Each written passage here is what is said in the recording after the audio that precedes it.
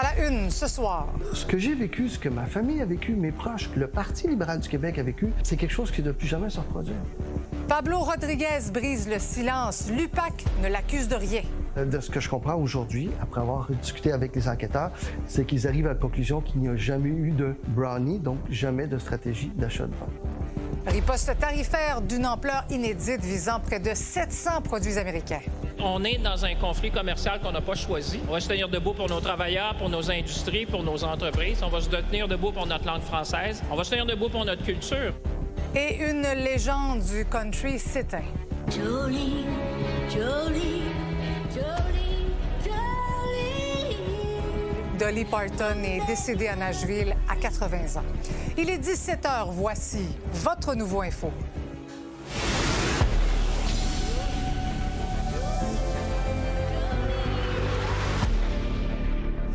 Bonsoir tout le monde, bon mardi. Alors décidément, c'est toute une semaine en politique internationale et provinciale. Bien sûr, on va parler des tarifs et contre-tarifs, mais d'abord, ce coup de tonnerre qui arrive avant le déclenchement de la campagne électorale au Québec. L'UPAC a terminé son enquête sur les allégations de financement illégal lors de la course à la direction du PLQ et en arrive à la conclusion que l'ancien chef n'a rien fait d'illégal. Des informations d'abord diffusées par la presse ce matin et confirmées par nos sources à Nouveau Info. Pablo Rodriguez ne ferait donc face à aucune accusation. C'est à Nouveau Info qu'il a accordé sa toute première entrevue depuis sa démission. En voici un extrait.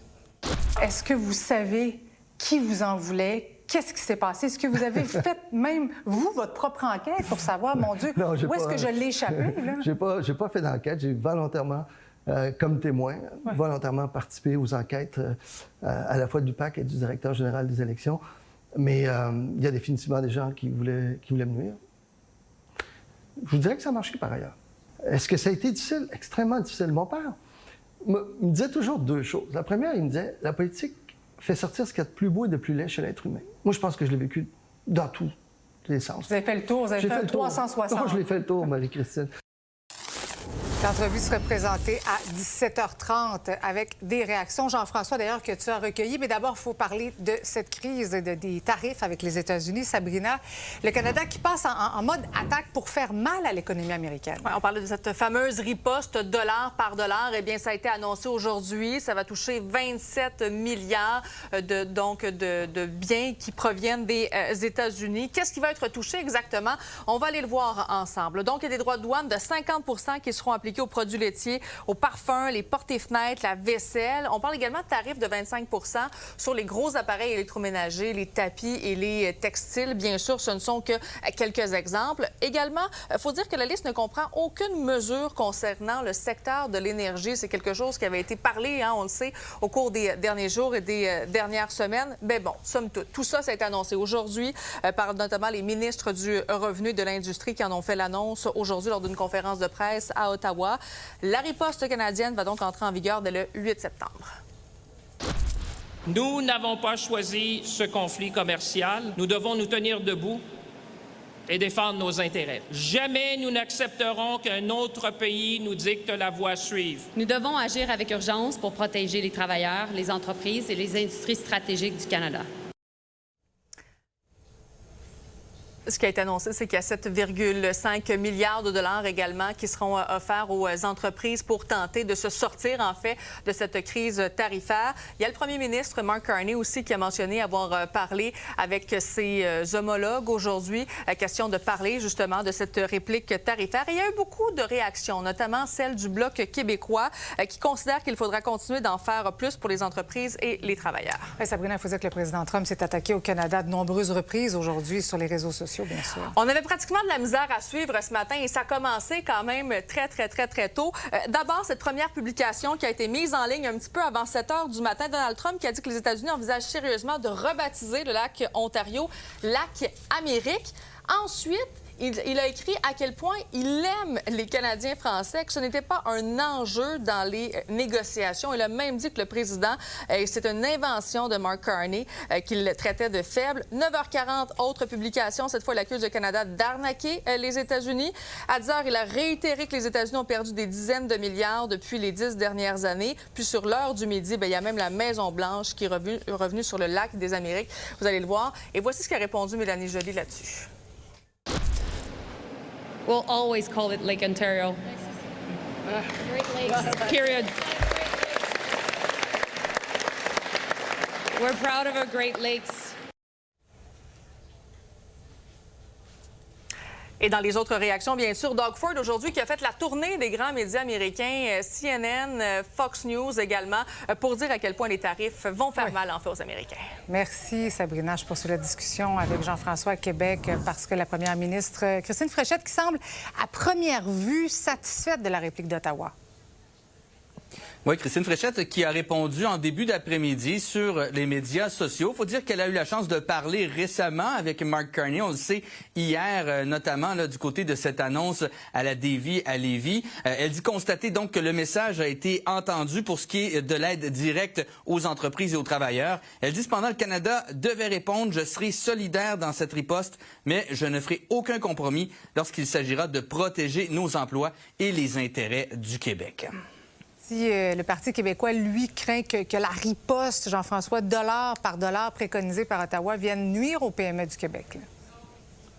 Ouais, selon lui, ça risque d'être dommageable pour les entreprises du Québec qui, selon ses calculs, sont plus affectées par les tarifs que les entreprises des autres provinces également. Il a dit donc aujourd'hui qu'il croit qu'au bout du compte, ce sont les consommateurs québécois qui vont subir les conséquences. Il y a le chef libéral Charles Milliard, lui, qui semblait en accord avec les détails de la riposte qui venait tout juste d'être dévoilé lorsqu'il a rencontré les journalistes ce matin. Il promet, lui, une aide financière plus importante pour les entreprises québécoises s'il est élu. Référez-vous aux analyses lors de la première vague. Il y avait beaucoup d'experts qui se sont prononcés sur le fait que si on essaie de jouer aussi gros que les Américains avec le même montant puis tous les mêmes secteurs comme une espèce d'effet miroir, une telle approche peut être très contre-productive pour des entreprises québécoises dont la production, dans plusieurs cas, dépend d'une composante américaine. Il y a certains secteurs très précis où, si on ne fait pas de production au Canada, on pourrait peut-être voir à ne pas avoir autant de tarifs pour s'assurer d'avoir des produits qui nous permettent ou des composantes qui nous permettent de produire des produits finis. Mais globalement, moi, je suis en faveur de cette stratégie-là. Et en terminant, d'autres candidatures vedettes ont été dévoilées aujourd'hui. D'abord, du côté du Parti québécois, Nicolas Marceau, qui avait été ministre des Finances et de l'Économie sous Pauline Lamarois, 9 ans également comme député du PQ. Il fait donc un retour avec le parti. Et ce matin, on a dévoilé Claudine Desrochers, animatrice bien connue, donc qui, elle, se présentera pour la CAQ dans Joliette. Merci, Jean-François.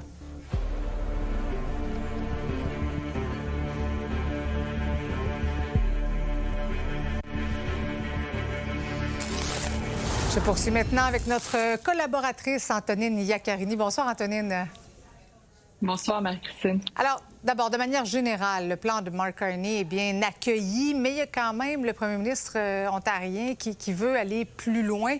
Yves-François Blanchet, lui, semble satisfait là, de cette riposte. Oui, évidemment, Doug Ford veut toujours la ligne dure. Hein. On parle même du côté de Doug Ford de couper les vivres du côté de l'énergie, d'agir là où ça fait le plus mal. On s'entend que ce serait un autre degré dans l'escalade avec les Américains, hein, parce qu'il faut savoir que l'énergie et les minéraux stratégiques, ça peut même être considéré comme des enjeux de sécurité nationale pour les Américains. Donc, pour l'instant, le plan de Mark Carney est assez ciblé.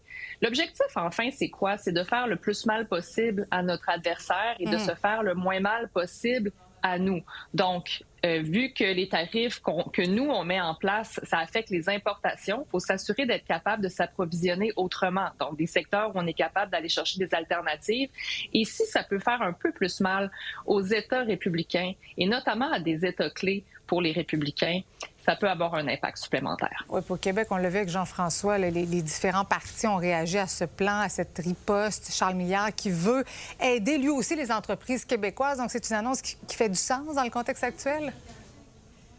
Bien, les partis d'opposition, évidemment, n'ont pas réagi si fortement. La première ministre Christine Fréchette semble assez satisfaite. Donc, il n'y a pas énormément de division présentement. C'est sûr que quand on est un parti d'opposition, et les partis québécois vont être en campagne électorale bientôt, c'est un peu normal de dire, nous, on va offrir davantage, on va faire mieux, les programmes doivent être plus généreux. On va entendre ça beaucoup. Sur le palier fédéral aussi, là, on l'a entendu, et François Blanchet dire qu'il fallait en faire davantage, notamment pour les travailleurs, pour les aînés aussi. C'est dans l'ordre des choses. Et il y a les conservateurs, les deux paliers gouvernementaux, les deux partis conservateurs demandent des baisses de taxes. C'est une autre approche pour essayer de soulager le portefeuille des Québécois pendant la crise commerciale. Mais somme toute, c'est un plan qui est bien reçu. Paul Saint-Pierre Plamondon, pour sa part, dit que le Québec, quand même, était le grand perdant de la riposte des contre-tarifs. Qu'est-ce que tu en penses?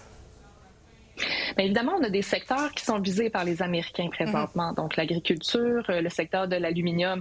Mais dans les faits, j'entendais le premier ministre de la Saskatchewan aussi dire que ça allait être des milliards et des milliards de coûts supplémentaires pour la province. Donc, tout le monde est un peu dans le même bateau. Ça va faire mal, cette crise commerciale. Antonine, je veux absolument t'entendre sur, maintenant, les suites de la crise des Brownies au PLQ, l'UPAC et le DGEQ, là, qui n'ont rien finalement à reprocher à Pablo Rodriguez. Vous allez entendre l'entrevue un petit peu plus tard, aux alentours de 17h30. Mais qu'est-ce que ça t'évoque, là, toute cette saga, au final?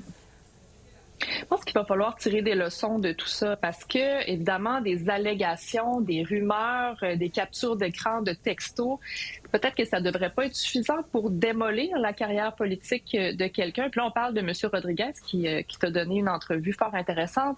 Il y a aussi sa directrice de cabinet, Geneviève Hintz, qui a été mise à pied de son emploi et dont la réputation est affectée aussi à travers tout ça. Évidemment, M. Rodriguez, peut-être dans sa gestion de la crise, aurait pu faire des choses autrement, peut-être certaines négligences aussi. Louer un local à son épouse, c'était peut-être pas la meilleure des idées. Ça, il l'avoue. Il l'avoue. 100$ en échange des votes. Exactement. Merci, Antonine. Bonne soirée.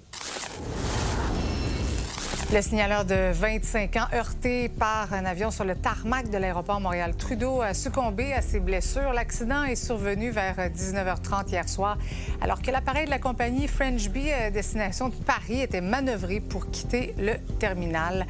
Le Bureau de la sécurité dans les transports du Canada enquête sur les circonstances entourant le décès de cet employé de l'entreprise d'assistance Samsic. Toujours à Montréal, un 4e policier a été suspendu en lien avec les allégations de racisme au poste de quartier 39 à Montréal-Nord. Des allégations de comportements discriminatoires ont été rendues publiques. Rappelez-vous, c'était en juin dernier. Certains agents auraient, entre autres, collectionné des mèches de cheveux de citoyens interpellés en guise de trophée. Il y a 2 policiers déjà suspendus qui pourraient avoir enfreint le code criminel. L'enquête du SPVM est toujours en cours. Les fantômes à Québec, maintenant, un homme arrêté le printemps dernier pour terrorisme était de retour en cours ce matin. Caroline, donc, on en a appris un petit peu plus sur ses activités et ça donne froid dans le dos. Oui, tout à fait. Le moins qu'on puisse dire, c'est que ce sont des éléments très sensibles qui ont été dévoilés aujourd'hui dans un document d'une 50aine de pages qui a été dévoilé. En fait, la Couronne fédérale a accepté qu'on ait davantage d'informations sur l'arrestation de Jeffrey Roussel, cet homme de 26 ans de Québec qui a été arrêté, tu le disais, en avril par la GRC en collaboration avec la police de Québec. Ce qu'on savait déjà, c'est qu'il intéressait les autorités depuis le mois de février. Bon, on a un peu plus de détails. En fait, c'est en raison d'informations voulant qu'un utilisateur de Telegram, le réseau de discussion, avait l'intention de diffuser en direct son suicide, donc sur les réseaux. Et par la suite, l'enquête a permis de remonter jusqu'à Jeffrey Roussel. Les policiers sont intervenus auprès de lui, mais l'enquête, c'est quand même, évidemment, on est intervenu auprès de lui pour éviter qu'il passe à l'acte. Par la suite, l'enquête s'est poursuivie. Et c'est là qu'on s'est aperçu qu'il avait plusieurs comptes sur plusieurs groupes de discussion et de jeux vidéo également. Par exemple, on parlait de Telegram, mais il y a également Roblox, des endroits qui sont très connus, très populaires également auprès des jeunes. Dans certaines des conversations, il aurait mentionné qu'il y était pour le compte des groupes 764 et 984, des groupes similaires qui proposent des idéologies extrêmement violentes, également des propos perturbants dans le but de radicaliser les victimes. Dans certains cas, on menaçait même de diffuser certaines images intimes de la part des victimes pour pouvoir les convaincre. Il y avait du contenu également concernant la cruauté animale qui pouvait être publié. Mais Caroline, est-ce que l'accusé était connu des autorités avant son arrestation? Bien, en fait, on comprend que c'est vraiment les événements de février qui ont mené jusqu'à Jeffrey Roussel, mais les discussions avec, par exemple, des proches ont permis d'en savoir un peu plus. C'était quelqu'un de très discret, très secret, très peu d'interaction sociale également. Simplement vous mentionner que le dossier sera de retour en cours le 18 septembre prochain. Merci. On va continuer de suivre ça, bien sûr. Caroline, on compte sur vous. Maintenant, c'est pas la première fois qu'on en parle. Le comportement de certains parents sur les terrains de baseball est préoccupant. Des gestes violents qui touchent directement les arbitres. Puis souvent, on le sait, ce sont des adolescents. En Mauricie, une intervention policière a même été nécessaire pour régler un conflit dans les derniers jours lors d'un match impliquant des enfants de 10 ans. On est rentré en série samedi. On a eu un premier événement là, avec un parent qui a poussé son entraîneur. Ça s'est venu vraiment à des poussées, puisque le parent et les parents n'arrêtaient pas de critiquer les décisions des officiels. Alors, l'officiel a fait son travail. Dans la procédure, ça dit on doit aviser l'entraîneur pour dire à ses parents qu'ils arrêtent de contester les décisions de l'officiel. Sinon, c'est l'entraîneur-chef qui écope. Alors, l'entraîneur-chef lui dit « Moi, je veux pas me faire expulser, suspendre pour ça. Vous allez arrêter. » Il y a un parent qui n'a pas aimé son intervention. Finalement, les 3 parents ont été expulsés par l'entraîneur-chef du match. Mais je vous dirais que leur enfant ne l'est pas. Alors, ils vont venir reconduire leur enfant. Ils doivent rester dans leur véhicule.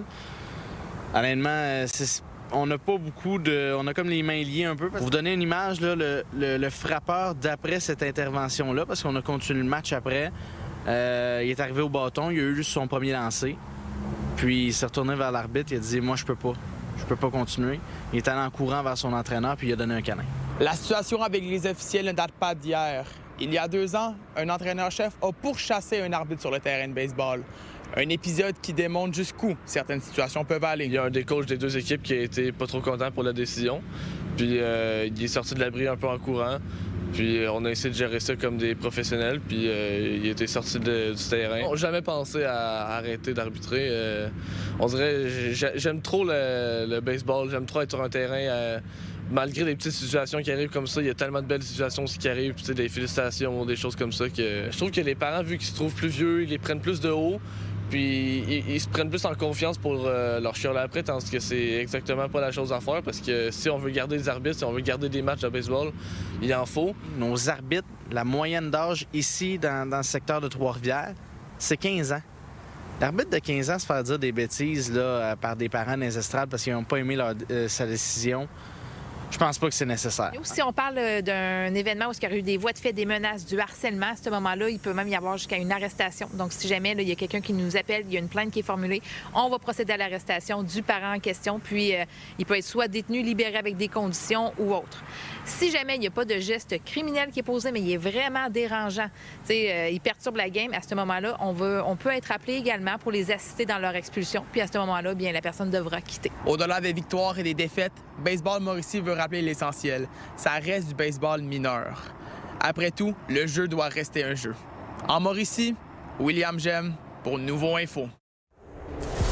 Accident de moto mortel en Mauricie. La famille se mobilise pour éviter un nouveau drame. Les détails au retour.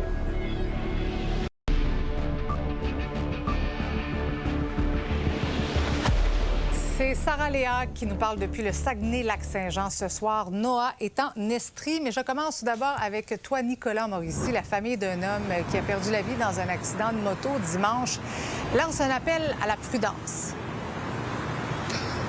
Oui, un autre moment tragique sur les routes du Québec, plus précisément à Saint-Étienne-des-Grès. En fait, dimanche vers 11h, Michael Robert Ferron, âgé de 30 ans seulement, a perdu le contrôle de sa moto avant de quitter la chaussée durant du petit Saint-Étienne. Selon ses proches, un manque d'expérience aurait coûté la vie à Michael, étant donné que ça faisait seulement 2 jours qu'il avait obtenu son permis de moto. Il était d'ailleurs extrêmement fier de cet nouvel achat. La Sûreté du Québec a ouvert une enquête pour déterminer les causes de l'accident. Aucun autre véhicule n'a été impliqué dans celui-ci, alors que Michael devait se rendre chez un ami pour boire un simple café. Michael était considéré comme un bon vivant, un grand passionné de musique et un grand rêveur surtout. Il laisse en deuil sa mère qui doit apprendre maintenant à vivre sans son fils. 2 de ses proches ont accepté de nous parler aujourd'hui pour transformer leur peine en message de prévention. Je vous laisse entendre Virginie, sa meilleure amie d'enfance.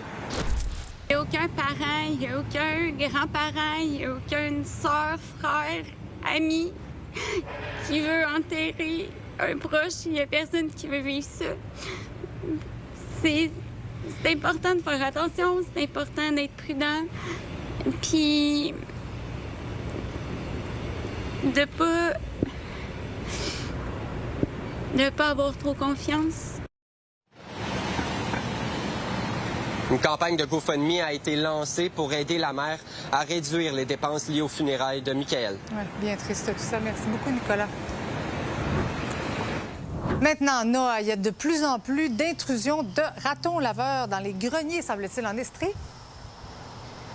Oui, la situation est complexe parce qu'il y a de plus en plus de cas de rage du raton laveur en Estrie. Et les refuges à Sherbrooke nous ont dit aujourd'hui qu'ils reçoivent environ 30 appels par semaine pour soit des ratons laveurs sur le terrain ou des ratons laveurs pris dans des poubelles. Là, le ministère de l'Environnement nous dit qu'il ne faut jamais relocaliser les ratons laveurs pour éviter de propager justement la rage ou d'autres maladies.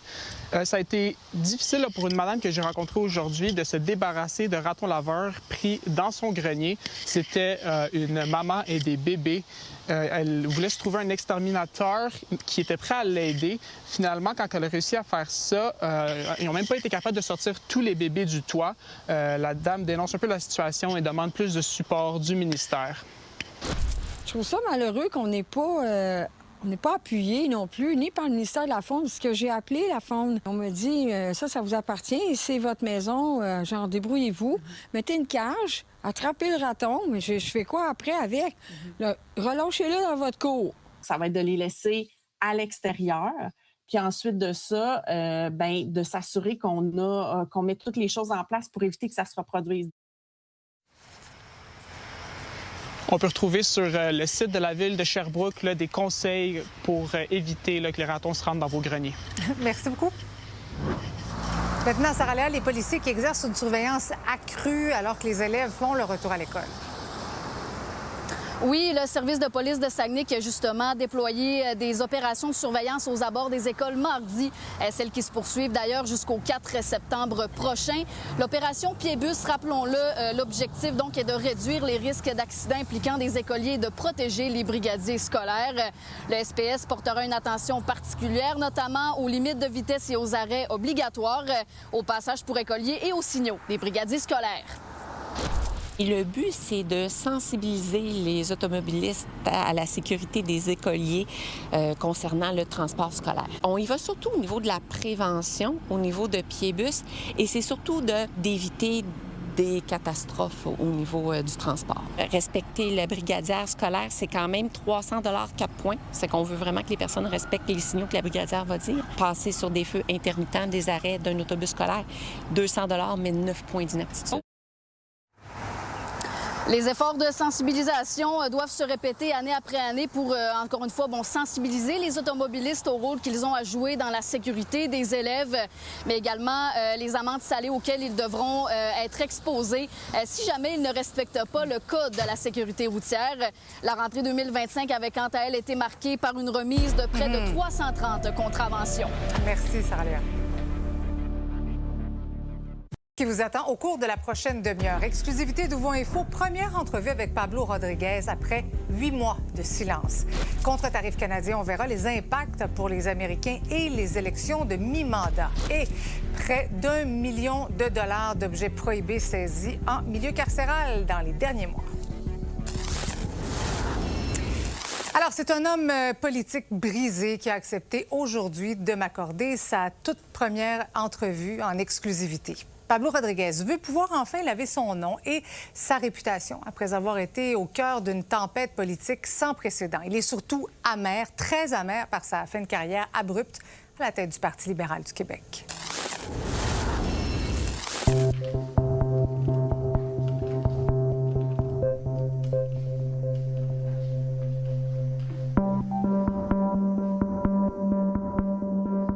Monsieur Rodriguez, bonjour. Bonjour, Marie-Christine. C'est votre première sortie publique depuis votre démission à la mi-décembre. D'abord, première question que j'ai envie de vous poser, comment ça va aujourd'hui? Ça va. Ça a été dur. Ça a été très violent. Une question d'événements très difficiles.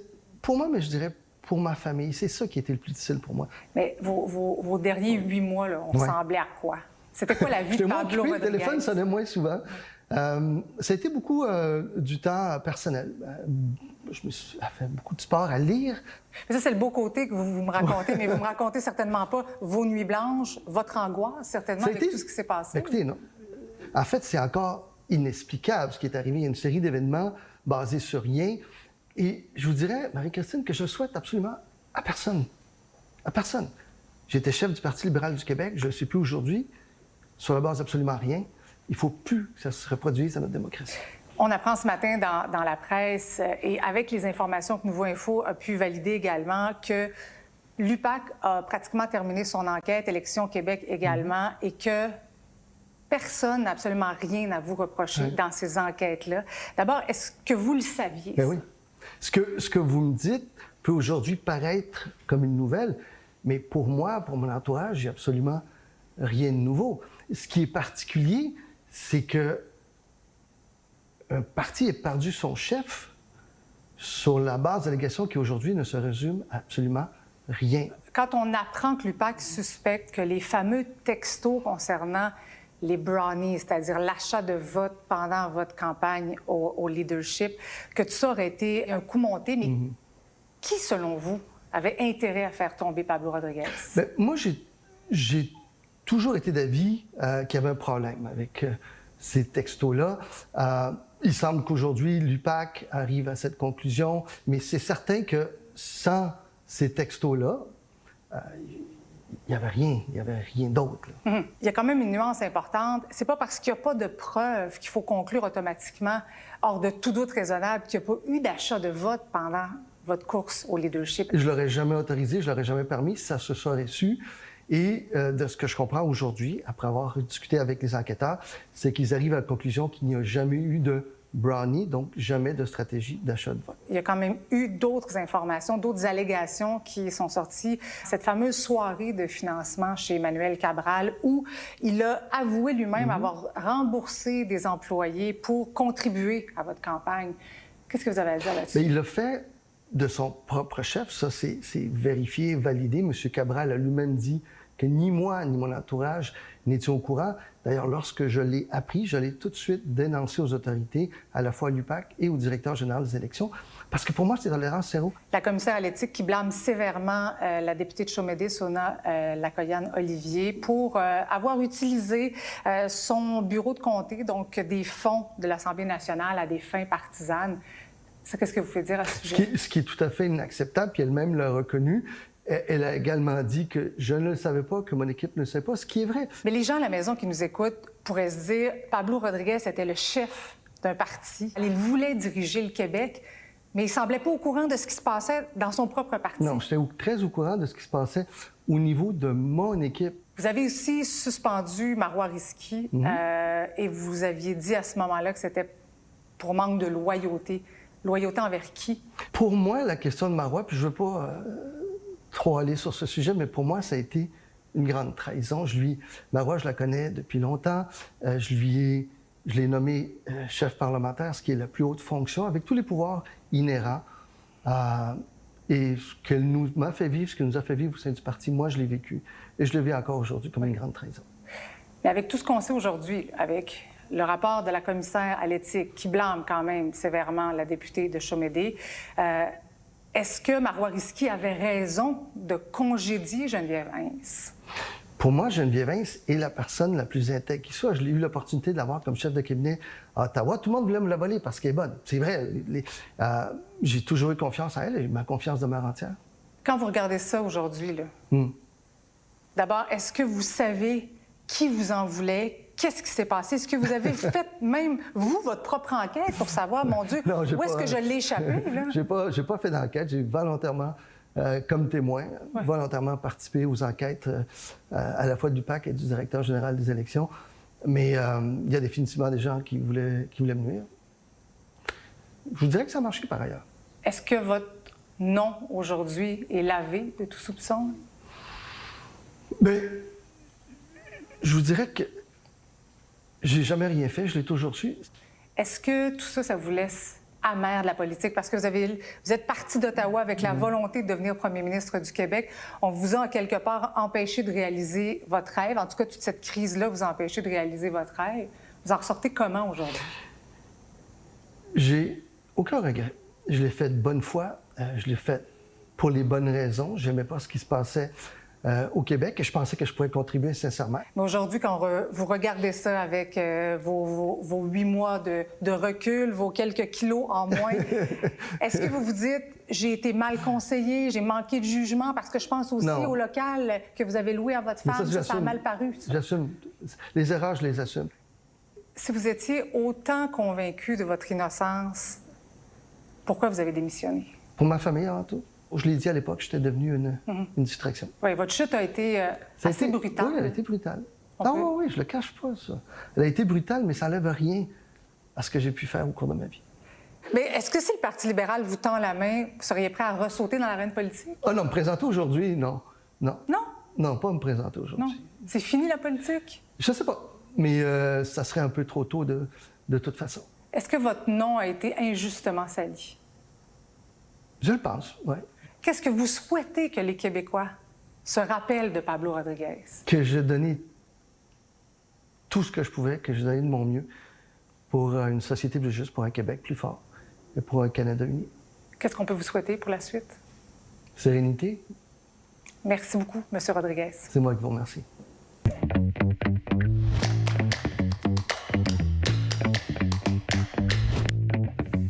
Salut Alain. Salut Marie-Christine. Alors, à noter que l'entrevue en version intégrale est disponible sur Crave tout à fait gratuitement. Vous pouvez aller la voir. On va aborder d'autres questions avec M. Rodriguez. Alain, on a couvert ensemble cette crise-là, la crise des brownies.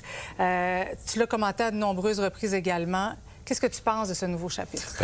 C'est extrêmement difficile de la commenter pendant toutes ces semaines-là parce que, comme c'est expliqué, comme les rapports le démontrent présentement, puis comme je pense avec les questions que tu as réussi à poser à Pablo Rodriguez, parce que tu as vraiment couvert l'ensemble des questions qui devaient être posées, on n'avait rien. On n'était que sur des suppositions, sur des textos qui étaient partagés à tous les jours. On se demandait toujours. Et là, on nous disait, commentez cela. Oui. Et... Mais tu sais, Alain, je ne veux pas te reprendre, mais on n'a pas grand-chose de plus aujourd'hui, à part le fait que Pablo Rodriguez ne sera pas accusé. Il ne sera pas accusé, qu'il serait blanchi, qu'il n'y a rien d'officiel dans ces informations-là. Puis Pablo l'expliquait dans l'entrevue, puis tu sais, je le dis, là, moi, je l'ai côtoyé pendant 10 ans à Ottawa. Et en aucun cas, cet homme-là a donné l'impression ou a été accusé de quoi que ce soit au niveau éthique, au niveau de la corruption. Il a un casier complètement blanc, là. Donc, quand on voyait tout ça, on se disait, qu'est-ce qui est en arrière de ça? Qui cherche à lui faire autant de mal? Et jusqu'à où la joute politique peut aller dans ces circonstances-là, puis les dégâts que ça peut faire sur les êtres humains. Parce que cet homme-là est défait en ce moment, et puis ça sera dur pour lui, parce que même si aucune accusation n'est déposée contre lui, est-ce que le mal est fait? Oui, le mal est fait, puis on le sent, là, on sent qu'il est encore blessé de ce qui s'est produit. Quand il parle de Marois Risky, ils se connaissent depuis très longtemps. Il dit, la fonction de leader parlementaire, c'est la plus haute fonction, elle l'avait appuyée. Donc, on voit qu'il est encore... il est encore touché. Les impacts ont été majeurs dans l'entrevue intégrale. On l'entend lorsque tu lui poses la question, vous n'avez rien à vous reprocher, pourquoi vous avez quitté? Et là, il parle de sa femme, sa fille qui n'a pas pu aller faire ses examens à l'université. On voit tous les dommages collatéraux que ça peut avoir sur ces humains-là. Là. Et des dommages aussi sur le Parti libéral du Québec. D'ailleurs, le chef Charles Milliard a dit ceci aujourd'hui. Je suis heureux de constater que le parti et même moi, comme chef du Parti libéral, ne sommes pas concernés par ces enquêtes-là. Si d'aventure, on en arrive à la conclusion qui est mentionnée dans l'article que M. Rodriguez n'a rien à se reprocher, bien, je pense qu'il y aura une réflexion collective à faire au Québec sur qu'est-ce qui s'est passé dans la dernière année. Est-ce qu'on va le savoir un jour, qu'est-ce qui s'est passé, Alain? C'est la question. C'est la question qu'on se pose tous, mais il y a quelqu'un qui le sait. Puis honnêtement, quand les personnes vont regarder cette entrevue-là, cette personne-là doit se poser de sérieuses questions sur le mal qu'elle a pu faire à des êtres humains. Parce que, humainement parlant, c'est clair que ça n'a pas dû être facile. Merci beaucoup, Alain. À demain. Plaisir. On revient maintenant sur la guerre commerciale entre le Canada et les États-Unis. Allons voir comment analyse tout ça Valérie Beaudoin, notre analyste en politique américaine. Salut Valérie. Salut. Je mentionne d'entrée de jeu, Valérie, que tu fais aussi partie du comité consultatif sur les relations économiques entre les deux pays, question de transparence. D'abord, qu'est-ce que Trump a... Comment Trump a commenté cette riposte? Il a commenté dès le matin parce qu'on savait qu'on allait avoir différents commentaires, différentes annonces de la part de Mark Carney. On dirait qu'il s'est réveillé en pensant au Québec et au Canada, ce qui arrive peut-être pas à tous les jours, mais il y a eu plusieurs propos sur son réseau Truth Social. Bon, il a dit bien sûr qu'il aimait le Québec, mais il a aussi parlé d'une balance commerciale qui était pas correcte, qu'on avait abusé du système, que les agriculteurs américains avaient toujours été attaqués. Alors, on le voyait qu'il était sur la défensive, surtout pour se justifier en parallèle face à cette annonce de tarifs. Sur le site de la Maison-Blanche aussi, on a mis une liste qu'on dit de faits. Là, après ça, on pourrait débattre, est-ce que c'est vraiment les bons chiffres qui justifient aussi cette guerre commerciale? Parce qu'en ce moment, il est en campagne pour expliquer pourquoi il a bien fait d'entrer dans cette guerre commerciale avec le Canada, alors qu'il y aura une réplique qui va toucher, bien sûr, les Américains aussi. Les républicains, justement, aussi, il y en a qui doivent s'inquiéter pour leur pays, non? Oui, bien, c'est pas tous les républicains qui sont les premiers à s'époumoner et à commencer à dire que Donald Trump est dans le tort, mais il y a quand même des républicains qui sont en danger, qui sont peut-être pas les plus connus aussi dans différentes circonscriptions avec les élections de mi-mandat qui s'en viennent, qui disent, mais écoutez, nous, on est déjà plus de touristes du Canada. On a de la difficulté, par exemple, dans le secteur agricole aussi, dans d'autres secteurs. Alors, d'avoir ça aussi, il faudrait quand même doser et penser aux conséquences économiques potentielles. Une plus connue, Susan Collins, sénatrice du Maine, qui est en réélection, qui est une républicaine, je vais dire plutôt modérée, qui a aussi dit les gens du Maine vont souffrir de cette guerre commerciale. Et avec les élections de mi-mandat, le bilan économique de Trump n'est pas très bon. Hein. La confiance n'est pas là dans sa gestion de l'économie.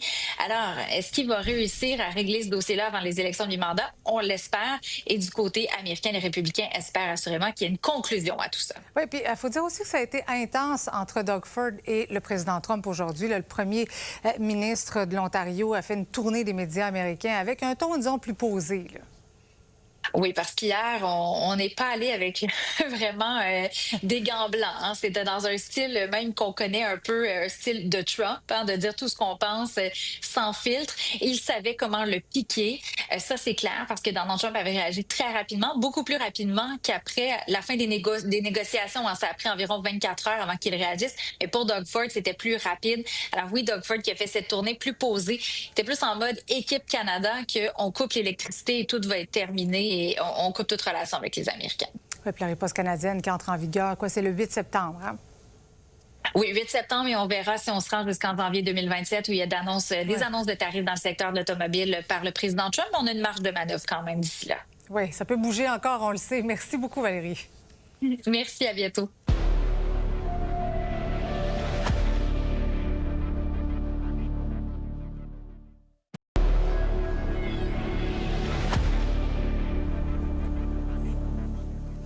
La contrebande est de plus en plus présente dans les établissements carcéraux. On parle de cellulaires de drogue, mais aussi d'armes. L'utilisation de drones, notamment, pourrait être en cause. Québec a donc investi des millions de dollars pour empêcher ce trafic en prison. Résultat, près d'1 million de dollars en matériel a été saisi le mois dernier. Lily Mercure. L'utilisation massive des drones a accéléré la contrebande des cellulaires, des drogues et des armes dans les établissements carcéraux.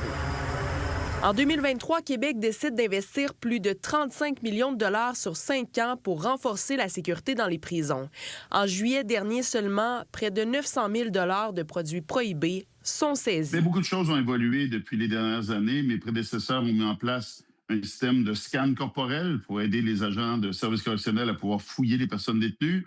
S'ajoute à ça aussi plusieurs systèmes anti-drones. C'est un enjeu qui est réel. C'est pourquoi? Parce que je trouvais le bon outil pour aider les agents de services correctionnels qui présentement jouent au chat et à la souris avec des outils qui sont de plus en plus sophistiqués. C'est à la prison de Québec que la prise a été la plus imposante, avec l'équivalent de 371 000 $ en objets prohibés, suivi par Rivière-des-Prairies avec l'équivalent de 125 000 $. Pour nous, clairement, c'est la pointe de l'iceberg. Quand on voit actuellement dans nos établissements les commentaires des agents sur les entrées de drones, qui sont plusieurs entrées par jour dans certains établissements, quand on regarde Bordeaux, Rivière-des-Prairies, Québec, où ce qu'on peut nous parler des fois de 3, 4, 5 drones par jour qui viennent livrer directement aux fenêtres de cellules. Si les gens qui soutiennent ce marché-là ont le moyen de perdre 800 000, imaginez-vous combien ils sont capables de rentabiliser pour supporter une dette de 800 000. Marie-Renée Côté est une ancienne agente correctionnelle, mais elle a œuvré principalement au fédéral.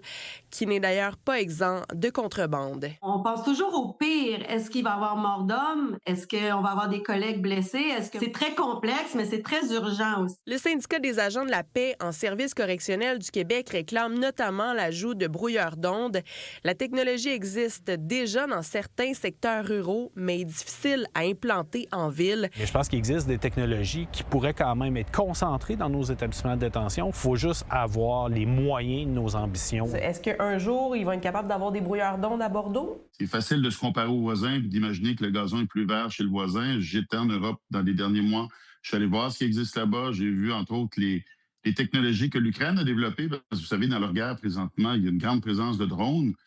On ne peut pas aller avec des outils où on va, exemple, neutraliser un drone et le faire atterrir immédiatement. Imaginez dans un mode urbain, on se retrouverait avec une quantité de cocaïne qui a été livrée dans une maison voisine, puis ce sont des enfants qui ont accès à ça. On veut pas ça. Parmi les mesures du provincial pour lutter contre la contrebande, il y a des détecteurs de drones plus performants et des détecteurs de cellulaires qui ont été mis en place. À Montréal, Élie Mercure, pour Nouveau Info. Une icône de la musique country, c'était en 80 ans. En retour, on revient sur la carrière prolifique de Dolly Parton.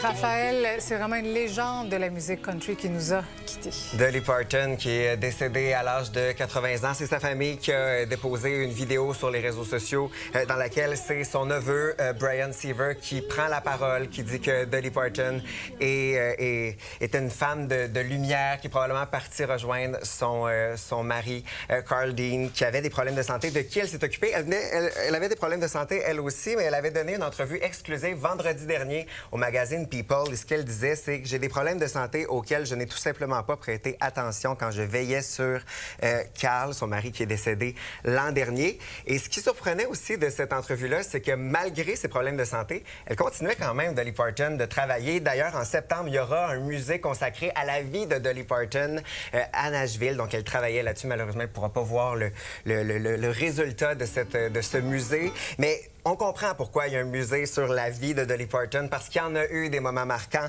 Elle établit quand même 11 records Guinness, Marie-Christine. 11 records. Entre autres, c'est elle qui détient le plus grand nombre de nominations aux Grammy Awards comme artiste féminine country. On lui doit, vous avez entendu d'entrée de jeu, Jolene. On dirait quand on dit Dolly Parton, on dirait que le son Jolene, ça vient avec comme une extension quasiment de son nom. I Will Always Love You, j'avais envie qu'on l'écoute parce que c'est elle qui l'a fait, cette chanson-là.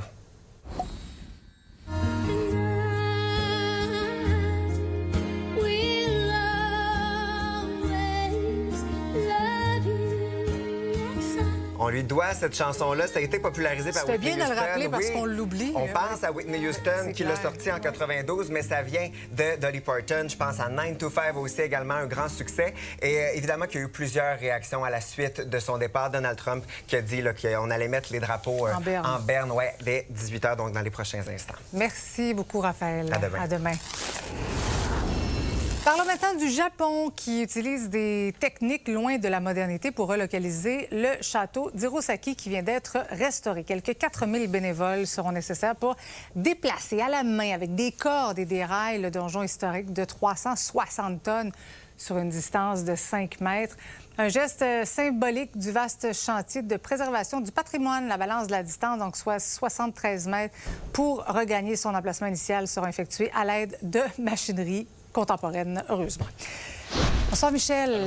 Alors, ce soir, les débatteurs vont se pencher sur les impacts de la sortie de Pablo Rodriguez sur la campagne des libéraux. Oui, et des nouvelles informations que tu as pu te faire confirmer. Donc, c'est-à-dire que l'UPAC et le DGEQ n'ont rien à reprocher à Pablo Rodriguez. Il n'y aura pas d'accusation envers lui concernant toute l'histoire des Brownies.